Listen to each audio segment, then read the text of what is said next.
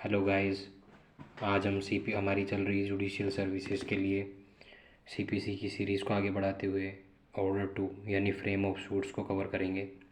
Frame of suits का simple सा मतलब होता है कि प्लेंटिफ अपने प्लेंट को किस तरीके से ड्राफ्ट करता है ताकि वो अपने सारी रेमेडीज़ जो रिलीफ्स उसको चाहिए उनको कवर कर पाए, या फिर जो भी डिफेंडेंट है वो अपना सेट ऑफ या काउंटर क्लेम जैसा कि हम ऑर्डर 8 में देखते हैं उनको इंक्लूड कर पाए ताकि एक फेयर एंड फाइनल डिस्पोजल उस शूट का हो पाए। तो आइए देखते हैं फर्स्ट रूल नंबर 1 क्या कहता है। Frame of suits, every suit shall as far as practicable be framed so as to afford ground for final decision upon the subject in dispute and to prevent further litigation concerning them। मतलब हर shoot को जितना संभव हो सके इस तरीके से frame किया जाएगा ताकि उस वो मतलब कोर्ट जब भी उसको डिस्पोज करे तो उसका फाइनल डिस्पोजल हो जाए। उसको ऐसे ग्राउंड्स उस शूट में हम इंक्लूड करें कि फेयर एंड फाइनल डिस्पोजल उस सब्जेक्ट एंड डिस्प्यूट का हो जाए और उससे रिलेटेड कोई भी फर्दर लिटिगेशन या कोई भी फर्दर शूट अराइज ना हो। रूल 2 क्या कह रहा है। Suit to include the whole claim, मतलब कोई भी शूट हम कोर्ट में दायर करेंगे कोई भी बात तो वो पूरे क्लेम को कवर करें। मतलब जितना भी हमारा किसी भी डिफेंडेंट के अगेंस्ट अराइज हो रहा है तो हम उसको एक बार में इंक्लूड कर लें, बार बार फर्दर लिटिगेशन से कोर्ट को वर्कलोड से बचाएं और हम पार्टीज़ को भी एक दूसरे की हार्डशिप से बचाएं। तो इसका सब रूल 1 क्या कह रहा है। Every suit shall include the whole of the claim which the plaintiff is entitle to make in respect of the cause of action. मतलब कोई भी शूट होगा वो पूरे होल ऑफ द क्लेम को इंक्लूड करेगा जो भी प्लेंटिव एंटाइटल है किसी भी कोज ऑफ एक्शन से रिलेटेड।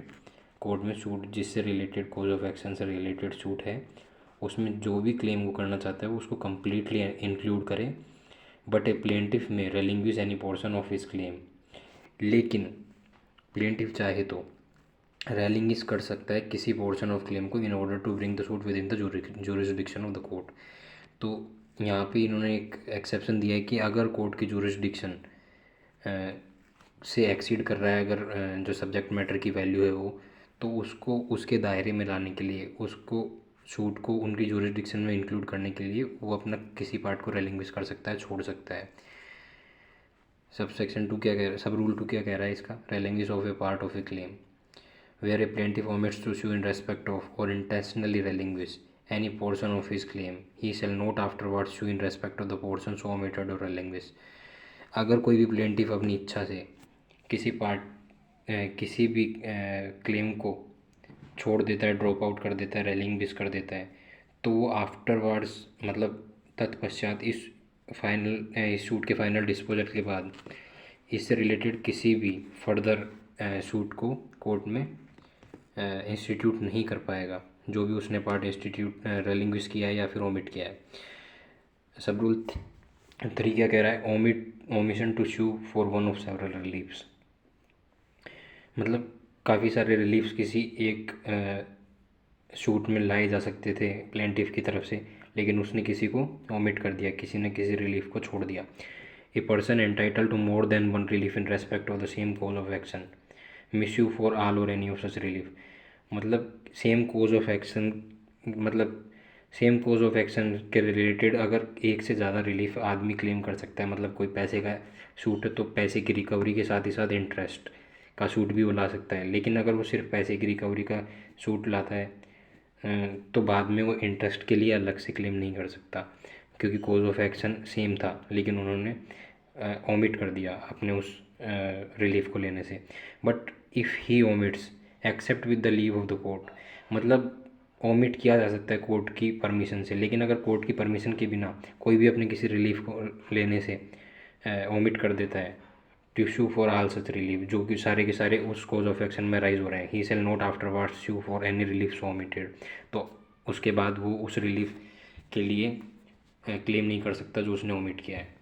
एक्सप्लेनेशन क्या कह रहा है। For the purpose of this rule an obligation and a collateral security for its performance, मतलब इस रूल के अकॉर्डिंग कोई भी ऑब्लिगेशन या कोलेट्रल सिक्योरिटी है and successive claim arising under the same obligation shall be deemed to respectively constitute but one cause of action. ठीक है, मतलब कोई भी ऑब्लिगेशन है या उससे रिलेटेड कोई भी कोलेटरल सिक्योरिटी है उसकी परफॉर्मेंस के लिए या उससे रिलेटेड सक्सेसिव क्लेम्स के लिए, तो वो सभी सेम ऑब्लिगेशन या सेम कॉज ऑफ एक्शन के अंदर ट्रीट की जाएगी। ये एक्सप्लेनेशन समझाने की कोशिश कर रहा है। इलस्ट्रेशन देख लेते हैं। A let a house to be at yearly rent of 1200, 1200 रुपये के रेंट पे ए ने बी को लेट आउट किया कोई house. The rent for the whole of year 1905, 1906 and 1907 is due unpaid. तो उनका 1905, 1906 और 1907 का रेंट अनपेड था। तो ए ने शू किया बी को 1908 के लिए for the rent due for 1906। तो 1908 में जा कर के ए ने बी को सिर्फ 1906 के अनपेड रेंट के लिए क्लेम किया, शूट फाइल किया।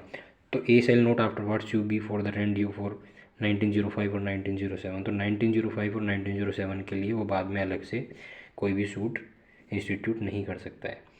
रूल 3 क्या कह रहा है? जोइंडर ऑफ कॉजेज ऑफ एक्शन। वाद हेतु का जोइंडर मतलब किन्हीं अलग अलग क्लेम्स के लिए जो किन्हीं अलग अलग कॉज ऑफ एक्शन से अलग अलग घटनाओं से अराइज हुए हैं, तो उनको एक साथ कैसे लाया जा सकता है।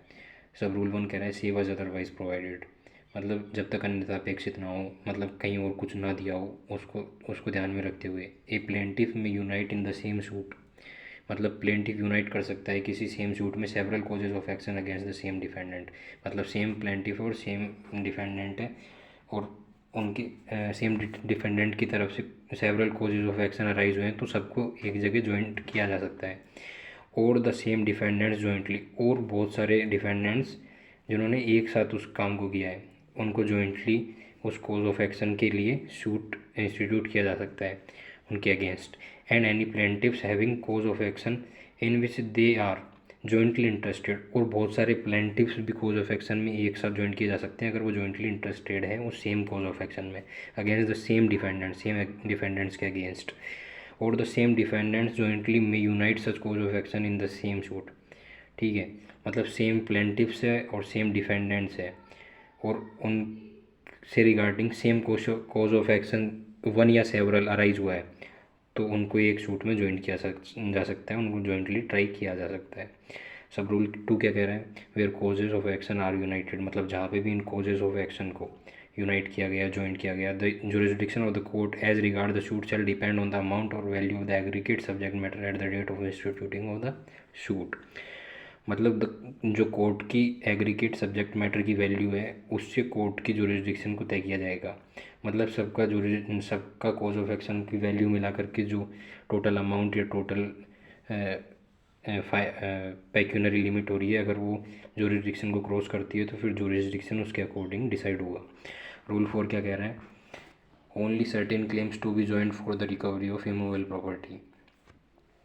इमूवेबल प्रॉपर्टी से रिलेटेड किसी सूट में जो इमूवेबल प्रॉपर्टी की रिकवरी से रिलेटेड हो उसमें कुछ ही क्लेम्स को ज्वाइन किया जा सकता है, मतलब सभी, ये ओपन नहीं है कि सभी के लिए ज्वाइन किया जा सके।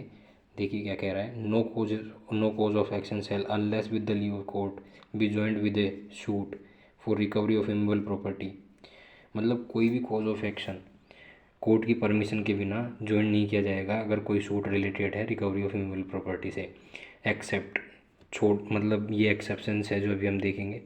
ये क्या कह रहा है? क्लेम फॉर मीन प्रॉफिट और arrears of rent in respect of the property claimed और एनी पार्ट देयर ऑफ, मतलब कोई भी मीन प्रॉफिट है या कोई रेंट की एरियर से कोई बकाया किराया है उस प्रॉपर्टी से रिलेटेड या उसके किसी हिस्से से रिलेटेड।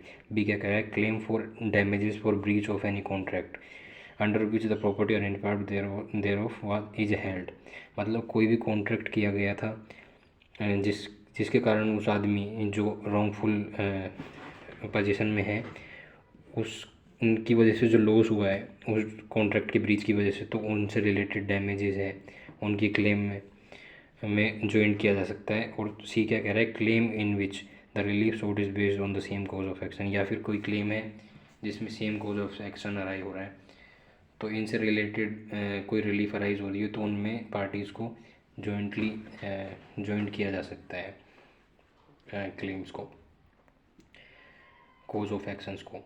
रूल 5 क्या प्रोविजो दिया हुआ है यहाँ पे, provided that nothing in this rule shall be deemed to prevent any party in any suit for foreclosure or redemption from asking to be put in possession of the mortgage property। मतलब इस rule में ऐसा कुछ भी नहीं है जो किसी भी पार्टी को रोकेगा इन सूट फॉर फोरक्लोजर और रिडम्पशन फ्रॉम आस्किंग, अगर उन्होंने कोई भी सूट पहले लाया हुआ है जो फोरक्लोजर और रिडम्पशन से रिलेटेड है, जो भी मॉर्गेज प्रॉपर्टी की पोजीशन में जो भी राइटफुल पार्टी है उसको पोजीशन दिलाने से नहीं रोकेगा। ये यहाँ पे जस्टिफाई कर रहा है। रूल 5 क्या कह रहा है, क्लेम्स बाय और अगेंस्ट एग्जीक्यूटर, एडमिनिस्ट्रेटर और हायर्स। मतलब कोई भी क्लेम जो किसी एग्जीक्यूटर या एडमिनिस्ट्रेटर जो संपत्ति को संभाल रहे हैं दूसरे की को, या एग्जीक्यूट कर रहे हैं, या कोई हायर वारिस है, तो उनसे रिलेटेड कोई भी क्लेम्स हैं उनको कैसे डील किया जाएगा, उनको ज्वाइन किया जाएगा या नहीं, उससे रिलेटेड हम देखते हैं क्या कह रहा है ये। नो क्लेम बाय और अगेंस्ट एन एग्जीक्यूटर, एडमिनिस्ट्रेटर और higher as such shall be joined with claim by or against him personally।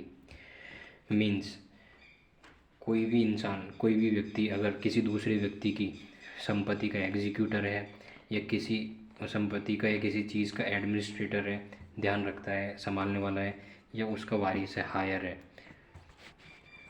तो उसको उसके पर्सनल इंटरेस्ट के साथ उसकी एग्जीक्यूटर, एडमिनिस्ट्रेटर, हायर की पोजीशन को ज्वाइन नहीं किया जा सकता। मतलब कोई भी इंसान एज एन एग्जीक्यूटर, एडमिनिस्ट्रेटर और हायर है और उसका पर्सनल इंटरेस्ट भी उसमें इंक्लूडेड है, तो उनको एक साथ ट्रीट नहीं किया जा सकता, ज्वाइन नहीं किया जा सकता, unless the last mentioned claims are alleged to arise with reference to the estate in respect of which the plaintiff or defendant sued or is sued as an executor, administrator or hire, or are such as he is entitled to or liable for jointly with the deceased person whom he represents। मतलब कोई भी व्यक्ति जो मर चुका है उसके अगर ये लोग एग्जीक्यूटिव, एडमिनिस्ट्रेटर और हायर की तरह काम करते हैं जिसको ये रिप्रेजेंट कर रहे हैं, तो उसकी प्रॉपर्टी के साथ ये जॉइंटली एंटाइटल थे या लाइबल थे, तो उन सूट्स में जहाँ पे पर्सनल इंटरेस्टेड है और साथ ही एज एग्जीक्यूटिव, एडमिनिस्ट्रेटर और हायर इंटरेस्टेड है, तो इनको जॉइंटली ट्राई किया जा सकता है। अगर ये जॉइंटली लाइबल और एंटाइटल थे जिनकी प्रॉपर्टी को ये रिप्रेजेंट कर रहे हैं उनके साथ, तो उन्हें ज्वाइन किया जा सकता है। रूल 6 क्या कह रहा है, power of court to order separate trials.